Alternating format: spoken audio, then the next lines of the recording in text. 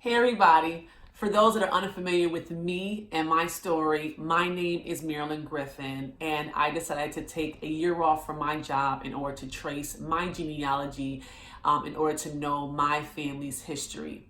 So it's been about a month that I decided to move back home to Detroit, Michigan, so that I would have the resources in order to do this work. And so I just kind of want to make a video to kind of update you all on what I have done and what I have accomplished. For those that have been following me on social media, it may seem as if I am not doing much, but I've been doing a whole lot of research. And throughout this time that I've been researching, I've gained a little bit of knowledge that I felt I could share with you all. So today's video is titled Tips for Baby Genealogists.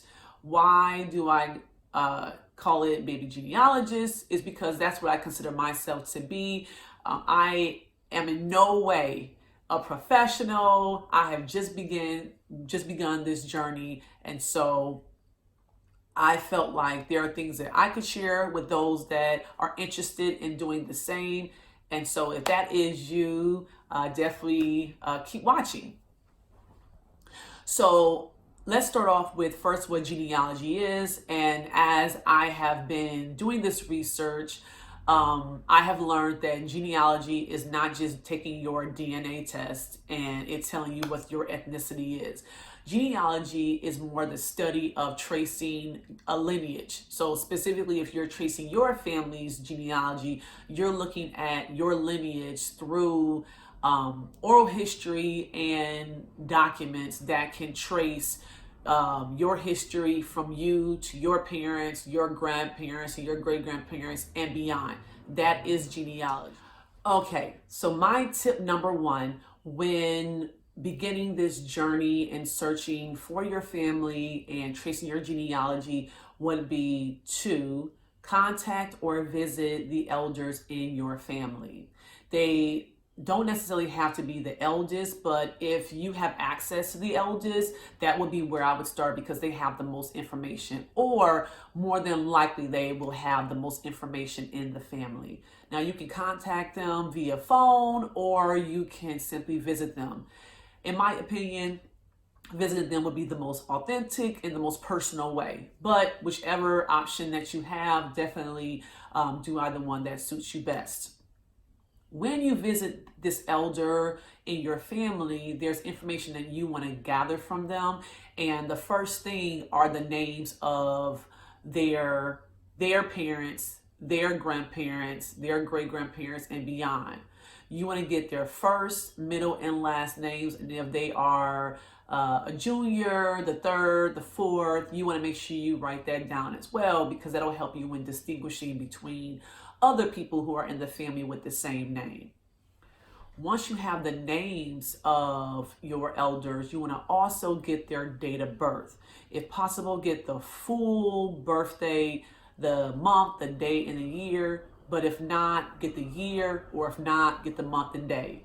Why is this information important? Because when you are looking through these documents, the dates will help you see exactly who these people are, right? So if you are looking through, let's say, the census, and you see someone with the same name, the dates will help you kind of like compare and say, oh, that has to be my family member because they were born on this date as well. Once you have their names, you have the birthdays, you want to then move into who their siblings were and who their children were. I think a lot of times, and at least for me, I was so focused on my mom and dad, their parents, their great-grandparents. But what happens is if you're unable to find information with those people, if you have the names of their relatives, then that can help you kind of piece some things together. So make sure you also get their siblings, their cousins, their children, and also the birth dates of those people as well. Basically, get as much information as you can on that visit or on that phone call. All right. So now we're on tip number 2. Tip number 2 is all about how to collect this information. This is very simple. There are different ways that you can collect information. You can do it by carrying around a notebook. This notebook has so much information that I have gathered through different, that's empty, but it's a lot of information here. You can use notebook, depending on how organized you are. You can use your computer. You can type it up in your computer. You can also do audio recordings using your phone, or even recording using a camera. I've done all of those because I find that different things work for different situations. Number 3, collect pictures. It's not just the names and the dates that you want to collect. When you are collecting this information, and especially when you share it with your family, it's nothing like talking about the history with the picture. Because once you start saying, oh, our great grandparent or our 3 times great grandfather was X, Y, and Z, it might not be as personal, and people might not be as intrigued if you don't have a picture attached, right? We know when we read books or we see different articles, it's nothing like adding that picture that makes it personal and makes it more interesting. So collect the pictures. Now, do not, in my opinion, take pictures from family members, because these are things that people hold dear to them. So it is 2019. All you have to do is use your phone or a camera and take pictures of those pictures. Now, you want to make sure that you are documenting the names of the people in the picture so that you don't forget when you go back home. How you can do that, you can either, what I was doing is, as I was taking pictures, I was writing down, number 1, this has such and such person in it. You can also record someone while they are going through the actual images. That's kind of up to you how you want to do that. But make sure you collect the pictures, and if you are building a family tree, that you add those pictures.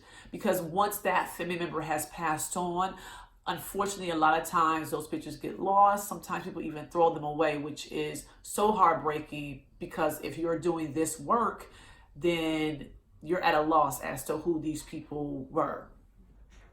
Yvonne, no. Oh, this is she was a Bobo, Cindy's daughter, and that's Rosie. That's her sister, Rosie. Okay.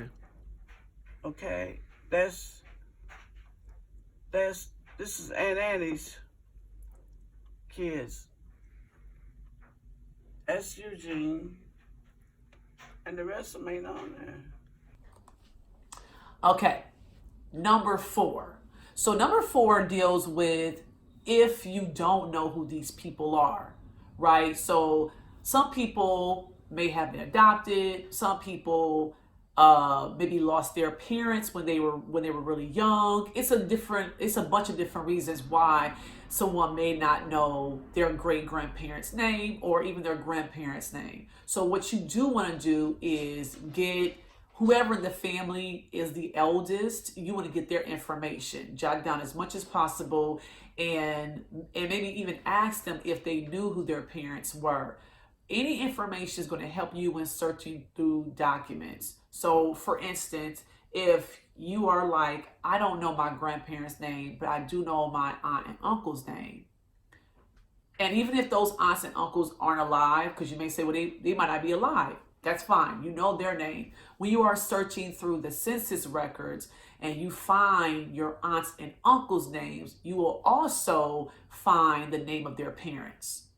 And that way you can trace your family history back different generations, because you have access to at least someone's name. So if you do not know your grandparents and great-grandparents' names, get the names of your aunts and uncles, because that's going to help you. Okay, so here's an example of how to find your family, just in case you don't know everybody in the family and you're trying to be a detective and piece together this puzzle. So we're looking at my family tree on ancestry.com. This is essentially how it's set up. The pink stands for female and the blue for male. This is my maternal family side. And for the example, I'm going to focus on my great grandmother. So this was my great grandmother, Leona Moore, and she was my mom's grandmother. And say, for instance, if I did not know her name, but I knew who her siblings were, what I would do is when I'm on Ancestry, you can essentially search people's names. So let's say, for instance, if I searched one of her siblings' names, what will happen is you get two different options. You get this option, which kind of gives a better layout as far as the information, just in case it's hard for you to read the actual original census. In the background, you'll probably hear the ice cream truck, but let's keep going. So then you can choose to view the actual image that gives a more detailed count. So when you're looking at the actual image, it will highlight the family that you are particularly searching for. So I'm going to zoom in for you all. Okay. All right. So say, for instance, if I didn't know my great grandmother's name, right? But I knew one of her siblings. These are her siblings here, okay? And I found this census where I found Leona's name. That's how I would know who she is. That's how I would know who her mother and her father were. So this is a way that you can play detective as long as you know somebody's name. If they pop up in the house, then you can do a process of elimination. You can use different things like their ages that you see here, and you see how they're related. Typically, the man at the time was the head of the household. It would be his wife and the children, okay? And anybody else living in the home. So here's an example of how to actually use the census to identify names that you might be unaware of. All right, last tip number 5. The last one is to simply get the DNA. Get your DNA, or rather take your DNA test. You can do this through a number of different websites. You have ancestry.com, you have 23andMe. Those are the two that are, I feel, the most popular. There's other different ones if you are interested, but get your DNA. And I'm not saying get your DNA for your ethnicity, because that's a whole nother video that really doesn't deal with genealogy per se. But you want to get the DNA tested so that that can match you with your family members. So I'm going to show you different examples of how you kind of see your matches. But for example, when I did my DNA, there's a list of my cousins. It'll have your second cousin, your third cousin, your fourth cousin, and beyond. And for me, I didn't know what side of the family these people were. I had to go through each of these different names to kind of match them with people that, or last names that I was familiar with. I've done that for a long time. And actually recently I asked my mom if she could take her test. And when she did that, that really helped, because if you or someone in your family does it, if you or your parents do it, then it'll automatically kind of sort all those matches by your maternal and your paternal side. And that helps you so much more when you're trying to figure out how these people are related to you. Aside from that, you can also reach out to people who are your DNA matches to ask them, who are you related to, or how are we related? There's several people on there that I've been in contact with, and we've been just trying to figure out how we are related. Questions that you can ask is who are your grandparents, who are your great grandparents, where's your family from, etc., etc. That'll kind of help you with that. So I know I've taken a lot of time. I hope that this video was helpful for those that are interested in doing this work. In my opinion, everyone should do this work. I think it's so important. especially because we have access to these documents, which I've said before in my GoFundMe video, that before I had no idea that this stuff existed. My original impression was my family came from Africa. We were brought here as slaves. There's no history, there's no record of my family existing in this country. And again, I will say that's all a lie. I've been able to go back to the early 1800s. I've been able to see my family's existence in this country. And so I know these documents do exist. They are there. They just take some time. So if you're interested, make sure that you do that. 2 suggestions as far as ways to kind of help you along this journey. So I recently purchased this book called The Family Tree Toolkit. It's written by Kenyatta D. Berry. She is also a Detroit girl, and this book really gives you different tips on how to start the journey. A lot of things that I've learned, I've read it from this book. The other resource are just different podcasts. I'm so mad right now that I cannot remember the name of the podcast that I listened to. Actually, I'll kind of include it more like in the written piece of this video, but there are tons of genealogy podcasts that you can listen to, as well as there's different genealogy pages on Facebook that you can follow, so that if you have questions, you can ask these people. So there are a number of resources out there if you want to start this journey. And so that's about it. So these are my 5 tips in order to start your genealogy journey. Number 1, contact elders, get names and the birth dates of those family members. You want to collect it using notebooks, audio recordings, camera recordings. Number 3, you want to collect pictures to connect those names with the faces. Number 4, you want to at least have the names of your aunts and uncles so that you can use that as a way to trace back your lineage. And lastly, get a DNA test.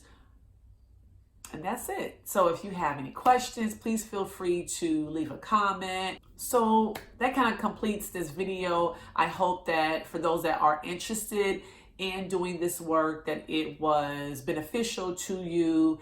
And I will continue to share these videos. And I'm sorry if I haven't shown a lot. I'm still, kind of figuring things out. And the research literally takes up the majority of my time. I put in from 5 to 8 hours every day, just, piecing things together, calling people, researching, looking up documents.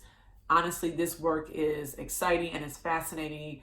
You feel like a detective when you're doing this work. And so just stay tuned for more of this journey.